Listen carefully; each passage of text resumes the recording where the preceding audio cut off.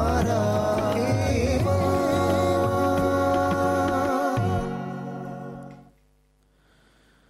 अऊज़ु बिल्लाहि मिनश शैतानिर रजीम।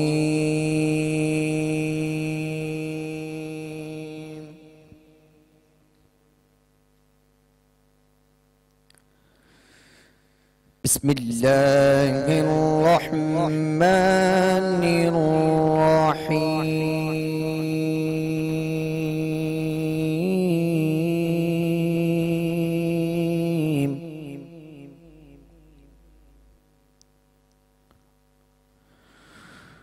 वलिल्लाहि जुनूदुस समावाति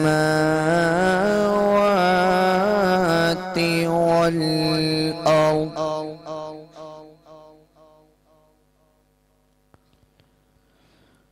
वकानल्लाहु अज़ीज़न हकीमा।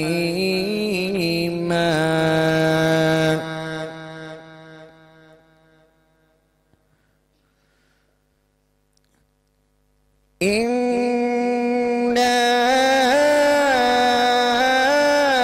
अरसलनाका शाहिदन व मुबश्शिरा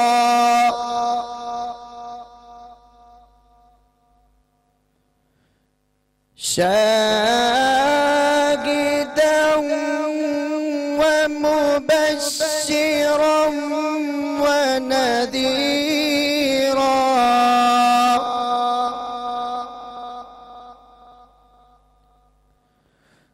लितुअमिनू बिल्लाहि व रसूलिहि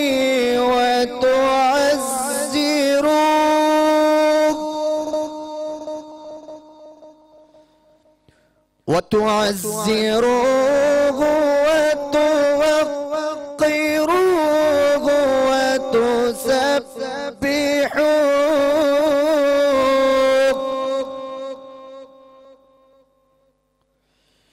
व तुसब्बिहूहु बुक्रतन व असीला।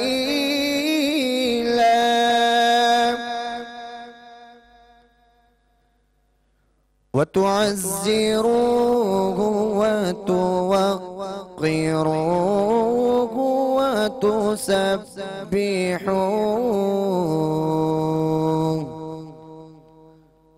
व तुसब्बिहूहु बुक्रतन व असीला।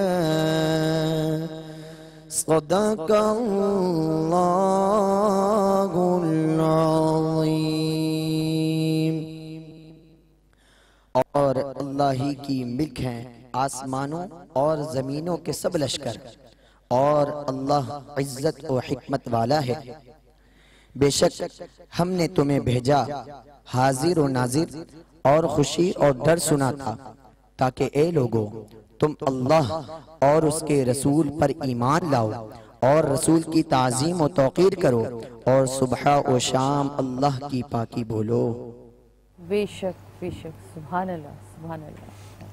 बिस्मिल्लाहिर्रहमानिर्रहीम। अस्सलाम वालेकुम नाज़रीन, इफ्तार की स्पेशल ट्रांसमिशन रमज़ान हमारे ईमान में आपको खुशामदीद कहते हैं जनाब। और हमेशा की तरह डॉक्टर ज़ुबैर साहब मेरे साथ मौजूद हैं, उन्हें सबसे पहले तो सलाम दूँ। वालेकुम अस्सलाम व रहमतुल्लाहि व बरकातुहू।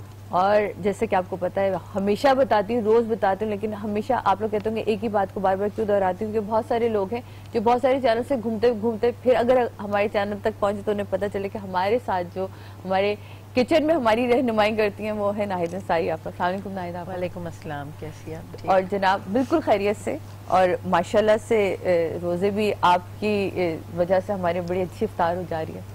ये तो और बातें कल चोरी की गई हैं कुछ चीज़ें हमारे सेट से, वो हम बताएंगे।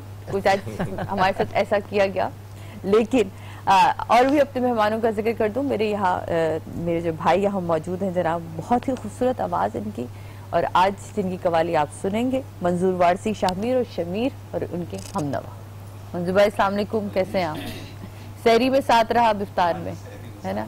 बहन भाइयों का रिश्ता ही कुछ ऐसा होता है, हम फिर साथ साथ चलते लेके, है ना।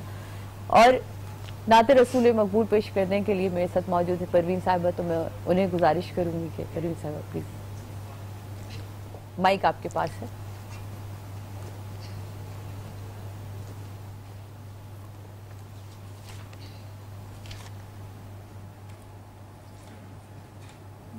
बहारी नाही गुलजार नजर आते हैं, ना बहारी नाही गुलजार नजर आते हैं, जिस तरफ देख लूं सरकार नजर आते हैं, जिस तरफ देख लूं सरकार नजर आते हैं। ऐसा लगता है मेरे आका चले आते हैं, ऐसा लगता है मेरे आका चले आते हैं, रक्स करते दरुदी बार नजर आते हैं, रक्स करते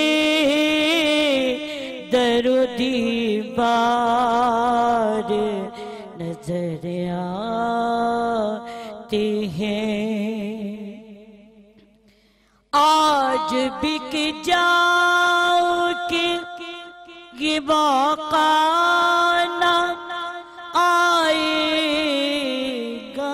कभी, आज बिक जाओ कि ये मौका ना आएगा कभी, आज वो खुद ही खरीदार नजर आते हैं, आज वो खुद ही खरीदार नजर आते हैं। और जिस तरफ देखो सरकार नजर आते हैं, आँख से आंसू नहीं सजदे गिरा देते हैं, आँख से आंसू नहीं सजदे गिरा देते हैं, जब तेरे गुंबदों मीनार नजर आते हैं। जज़ाकल्लाह, खूबसूरत आवाज़ और खूबसूरत कलाम का इंतखाब किया आपने, मौला आपको सलामत रखे। बहुत प्यारा, बहुत खूबसूरत है मंजूर भाई, अच्छा सा ख्वाहिश थी मेरी। माइक के बगैर आप कुछ भी बोलेंगी तो पेट की आवाज तक तो वैसे किसी को नहीं आती। मेरी दिल की ख्वाहिश थी कि मैं हर चैनल से पढ़ती हूँ मैं, मगर मुझे आप सब मेहमानों से मिलना था और मेरी ख्वाहिश थी कि मैं कोई अच्छा कलाम सुनाऊं। तो रात को जब मैं बैठी हूँ तो 2-3 मैंने कलाम ये सुनाऊंगी वो सुनाऊंगी, तो अच्छा लगा मुझे कि आपके रिस्पेक्ट, आपके हौसले से इंसान फिर बहुत आगे खूबसूरत बढ़ता खूबसूरती से अदायगी की आपने, जज़ाकल्लाह। बहुत उम्दा आपने पढ़ा और आवाज़ बहुत भी खूबसूरत आवाज जो आपकी। कलाम मैं लेकर आई थी वो तो मैं नहीं पढ़ पाई, मगर ये कलाम मैंने उठाया। वो जब चाहता है, जो चाहता है वो अपना जिक्र उस तरह करवाता है। जज़ाकल्लाह। सोचते हम कुछ हैं, कहते हम कुछ हैं और फिर करते हम कुछ हैं। जी। जब ये सब कुछ हो रहा होता है तो समझ जाए कि ये सब कुछ वो चाह रहा है वो चाह रहे हैं, रब की क्या बात है ना। तो बेशक उसकी जात ने चाहा कि आज अब उसके हम को, उसके महबूब की मोहब्बत को इस तरह बयान करें, तो आपने इस तरह बयान किया और बहुत दिलों को छुआ जनाब हमारी। तो यहाँ नाजरीन लेते हैं एक छोटा सा ब्रेक के बाद वापस आते हैं और अपनी गुफ्तगू जारी रखेंगे। और आज तो फुल टक्कर चल रही है जनाब हमारे यहाँ स्टूडियो में भी वही माहौल है। ये मैं आपको आने के बाद बताती हूँ कि क्या होगा। आप लोग जरा हटे देखें, वापस आ चुके हैं, पाकिस्तान इंडिया का मैच भी चल रहा है, उस पर भी बात करेंगे। और पाकिस्तान इंडिया का मैच है और पाकिस्तानी जोशीले ना हो, ये कैसे हो सकता है। इसके साथ वापस जाते हैं, पाकिस्तान जिंदाबाद। तो जनाब लेते एक ब्रेक के बाद वापस आते हैं।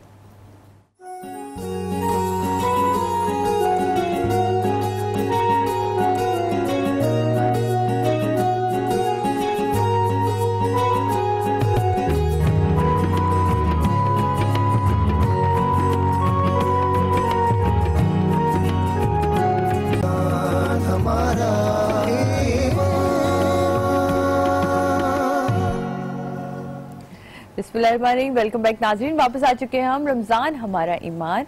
और आज की जो बात है वो मैं चाहती हूँ कि पहले तो, क्योंकि अशरा इतनी तेजी से खत्म हुआ है, जी वाकई हो रहा है, मतलब आज मुझे यकीन नहीं आ रहा कि हम 8वें रोजा है और 2 दिन रह गए। मतलब रहमत, जिसमें हमने रहमतें समेटनी थी, पता नहीं हम लोग उस तरह समेट पाए या नहीं समेट पाए, लेकिन मुझे यकीन है मेरे मालिक के ऊपर कि उसने हमारी नियतों को वो देखता है, तो उस पर बेशक है ना। कोई शक नहीं है। और सादिया, आपने चूंकि जिक्र छेड़ा, मेरे जहन में एक वाकया आ रहा है, मैं वो वाकया नाजरीन के साथ शेयर करता हूँ। एक मरतबा नबी अकरम सल्लल्लाहु अलैहि वसल्लम की महफिल सजी हुई थी, कुछ सहाबा बैठे हुए थे। एक शख्स रोता हुआ आया और उसने कहा कि या रसूल अल्लाह, क्या अल्लाह ताला मेरे सारे गुनाह माफ़ करवा देगा? आपने फरमाया कि हाँ, अगर तुम सच्चे नीयत से तौबा करो, खुलूस दिल से तौबा करो, तो अल्लाह ताला तुम्हारे सारे गुनाह माफ़ कर देगा। उसने कहा कि वाकई सारे गुनाह माफ़ कर देगा?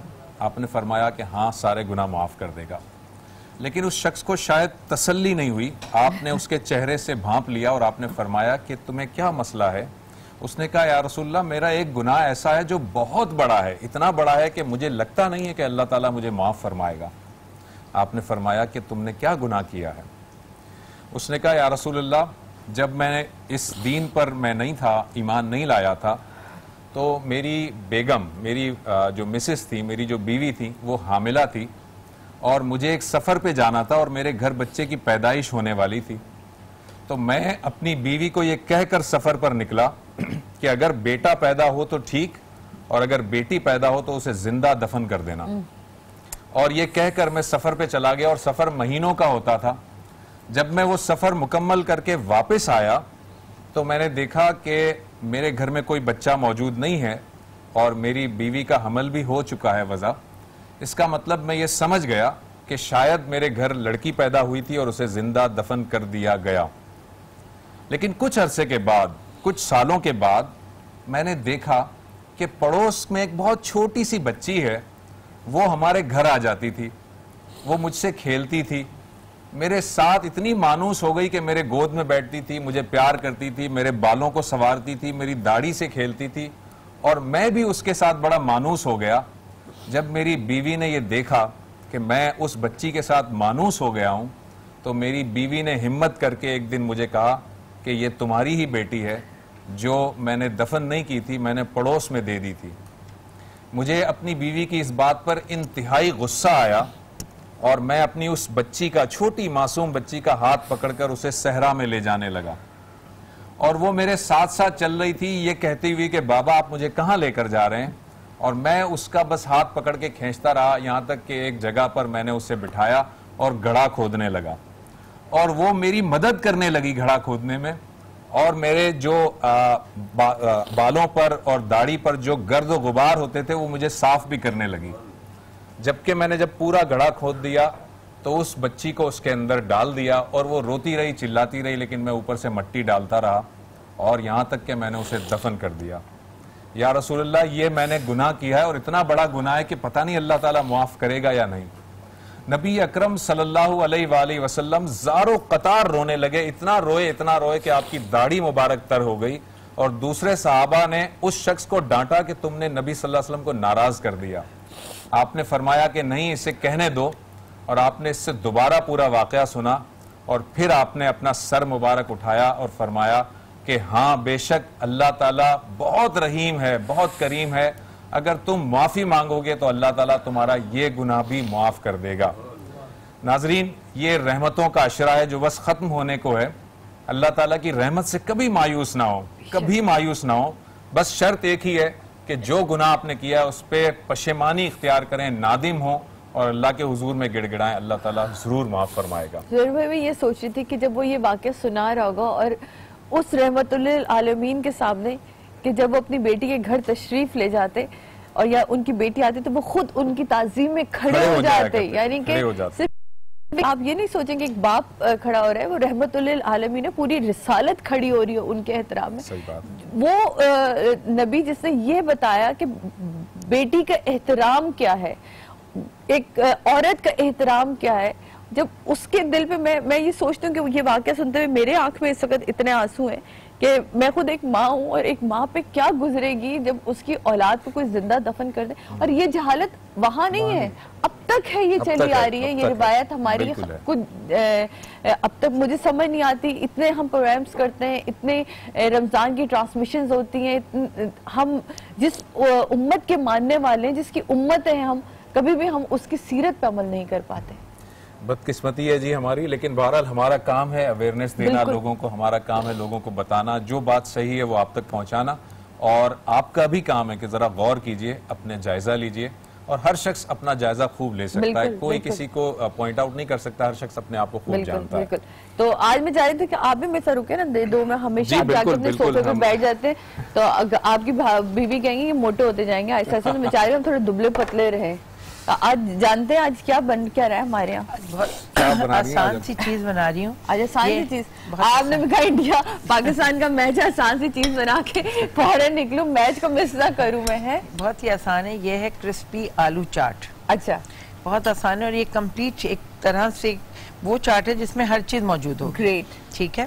ये मैंने यहाँ अभी तल के ये आपने क्रिस्पी बनाने के लिए ये भी मैंने पट्टियां काट के बनाती हैं, बिल्कुल जबरदस्त। अच्छा, आलू हमेशा पहले से हमेशा छील के टुकड़े काट के उबालें, उससे उनका शेप मेंटेन रहता है। और इसमें आपने, मैं जल्दी जल्दी बता दूं आपको भी, आप अपने क्या कहा, पहले इनको छीलें और टुकड़े ऐसे काट फिर उबालें हमेशा। वरना जब आप उबाल के काटते हैं तो कभी कभी वो मैश हो जाते हैं और गर्म नहीं होने चाहिए। ये गर्म है, हमने अभी उबाले, मगर आप इनको पहले से उबालें ताकि वो शेप मेंटेन रहेगा। इसमें आपने 1 टेबलस्पून कुटी हुई लाल मिर्च डाल दी। आपने जाके भाभी को बताया मैं क्या रेसिपी देख कर रहा हूँ। थोड़ी सी आपने इसमें लाल मिर्च डाल दी, लाल मिर्च डाली। अब बताएं और क्या डाला? नींबू का रस डाल दिया। और इसमें हम डालेंगे चाट मसाला। सही जी, चाट मसाला भी डल गया। और हमने तेल 1 चम्मच गरम किया है, इसमें कड़ी पत्ता सबसे पहले डालना है। खुशबू ही जबरदस्त अरोमा के लिए। अच्छा, बहुत से लोग छोले और आलू दोनों करते हैं, तो मैं दिखा देती हूँ। हाँ, मैं दोनों ही दिखा रही हूँ आपको। और ये जो आपने चीजें डाली थी, इसको आपने अच्छी तरह से, इसमें ये कि थोड़े से आलू का जो नरम वाले हिस्सा था वो थोड़ा क्रिस्पी भी हो जाता है। बिल्कुल, उसको आपने छोड़ देना है। ये आपने इसमें आलू डाल दिए और इसके अंदर आपने डालनी है इमली की चटनी। ठीक है, सही, इमली की चटनी डाल दी।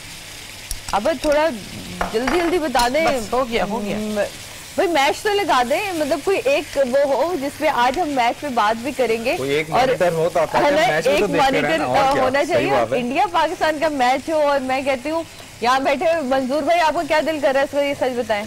86 रन मंजूर भाई इस वक्त कलाम जब देख रहे थे साथ पूछे, हाँ भाई क्या हालात चल रहे हैं, हाँ भाई क्या हालात चल रहे हैं, तो MCR में स्कोर तो बताइए जरा कुछ। बस ये मैंने चीनी और नमक डाला। 18वां ओवर है, कोई आउट नहीं हुआ, तो मेरा ख्याल अपने मेहमानों की तरफ चलते। जी, हमारे साथ नाज़रीन इस वक्त जो स्टूडियो में हमारे मेहमान हैं, मैं उनका तारुफ करवाए देता हूँ। बिल्कुल, मेरे साथ तशरीफ रखते हैं फॉर्मर टेस्ट क्रिकेटर और फॉर्मर चीफ सिलेक्टर जनाब सलाउद्दीन सल्लू साहब तशरीफ रखते हैं। और आपको ये बता दूं, अभी ब्रेक में हम बात कर रहे थे तो मुझे अंदाजा हुआ कि सलाउद्दीन सल्लू साहब ने बताया कि उनके दादा मौलाना अब्दुल माजिद दरियाबादी उनके दादा हैं, और जाहिर है कि मौलाना अब्दुल माजिद दरियाबादी को कौन नहीं जानता, उनकी तफसीर से कौन वाकिफ नहीं है। और उसके साथ तशरीफ रखते हैं जनाब सुहेब अलवी साहब। सुहेब साहब सीनियर क्रिकेट एनालिस्ट हैं और आप यहाँ पर इस चैनल में हमारे साथ इनको देखते भी रहे। और मैंने इन दोनों से कहा था कि आप दोनों के सामने, आप दोनों के मुकाबले में मुझे क्रिकेट की जो नॉलेज है वो जीरो है। तो अब ये है कि सुहेब साहब के लिए आज सबसे बड़ा मुश्किल काम ये है। सबसे पहले तो अस्सलाम वालेकुम, प्लीज बैठिए। मैं ये कह, आज आपके लिए सबसे मुश्किल काम क्या है? आपने क्रिकेट देखने में नहीं है और आपने एनालाइज करना है, क्या है आज होने वाला क्या है?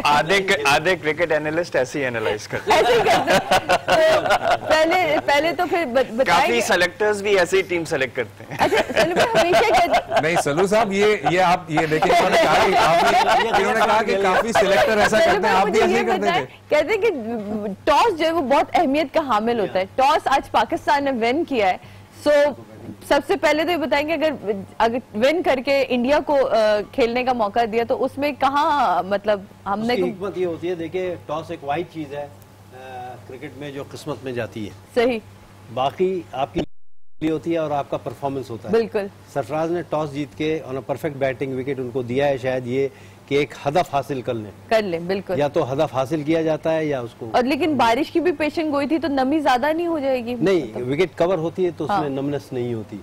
विकेट ओवरऑल तो घास भारी हो जाएगी ना, हल्का हो जाता है, लेकिन ये माइल्ड विकेट कहते हैं। अच्छा, लश ग्रीन ग्राउंड है और ब्राउन स्ट्रिप डाली हुई है जो कि बैटिंग ट्रैक होता है, और ये नी हाइट से ऊपर गेंद नहीं आती।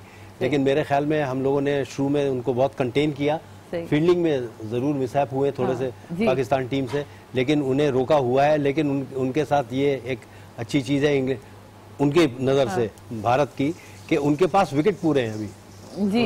विकेट पूरे 10 हाथ में है, तो जब विकेट हाथ में हो तो ड्रेसिंग रूम में प्रेशर कम होता है और आखिर में अफोर्ड कर सकता है, क्योंकि अभी तक कोई विकेट नहीं गिरी और 87 पे ऑलरेडी है। आपने गौर किया होगा ये इन मैचेस में जो चैंपियंस ट्रॉफी हो रही है, ज्यादा बेहतर बताएंगे कि उसमें 300 के ऊपर ही हो रहे हैं रन। जी, उस दिन हम हैरान थे, बहुत ज्यादा बांग्लादेश और उसका जो मैच था तो हमें लग रहा था कि एक भी आउट नहीं हुआ, बांग्लादेश विन कर जाएगा जिस तरह से शुरू किया था, लेकिन वो बिल्कुल ही डॉक्टर साहब एक मरतबा हुआ है सिर्फ 2004 में अमेरिका खेल रहा था अगेंस्ट साउथ अफ्रीका, तो उसने एग्जैक्टली यही रन किए थे 247। वो अमेरिकन थे जिन्हें क्रिकेट की अबजद वक्त से वाकिफ नहीं थे, लेकिन ये 347 करना, खासतौर से उस लड़के का फ़हीम अशरफ का 30 बॉलों में 64 रन करना बड़ी काबिल तहसीन बात है। तो ये अभी जो बारिश हुई है सर, इस बारिश से क्या इफेक्ट आएगा? आप स्कोर में मतलब क्या होगा स्कोर?